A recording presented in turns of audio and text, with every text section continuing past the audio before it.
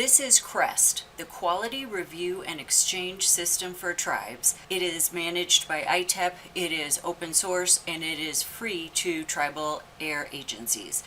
So one of the things that has been an issue in assisting tribes prepare quality assurance project plans is that for any small agency, getting somebody to perform the third-party independent QA data review and validation function is difficult, especially for agencies in rural locations. So one of the things that was very important to build into QREST is a feature that allows tribes to essentially review one another's data. All the documentation is stored in QREST, including whatever is pertinent to the site operator to support the validity of the data, like scanned logbook pages, even copies of site photographs. All that information can be stored in QREST associated with a set of data. And then the owner of the data, the tribal agency who is managing that site, can grant access to some of their data and documentation to another tribe who is qualified because perhaps even though they may be 2,000 miles away, they're performing similar measurements with very similar and sometimes identical equipment, and they can grant review to this person to review some of their data. So now I'll show you real briefly some of the features, but let me start off by reiterating this is free to tribes. This is written using open source software so that ITEP will pay the cloud storage fees for the data. We will pay the services that this uses. We will keep it up to date with the most recent AQS codes and any other factors that are important so that this can be a platform that is useful for tribal agencies over time. So just to review the QC and QA features of QREST, let me show you first the navigation tree items under air data.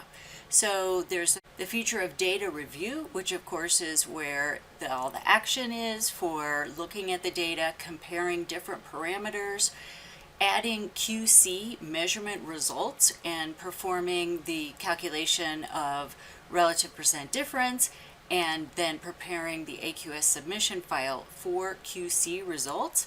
And then also AQS submission. If you're submitting your data to AQS, there's the node-to-node feature that sends the data directly from QREST to AQS. So just under the data review summary, and thanks to Celine Bethel from the Yerington Paiute tribe of Yerington, and you can see here that these are all the different parameters that she has coming in. We've also imported even 2018 and 2019 data, but these are the parameters that are streaming in now.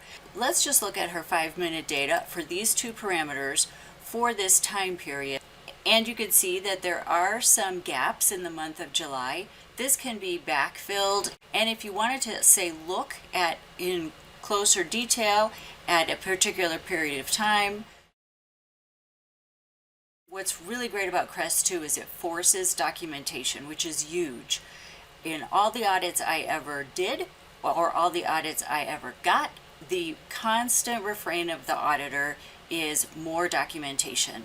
So QREST doesn't allow you, say, to perform a level 1 review or attach an AQS null value code without adding a note. So the site operator would mark the level 1 complete when she's satisfied that the data meet the requirements that she has in her QAPP and she's uploaded any pertinent documentation.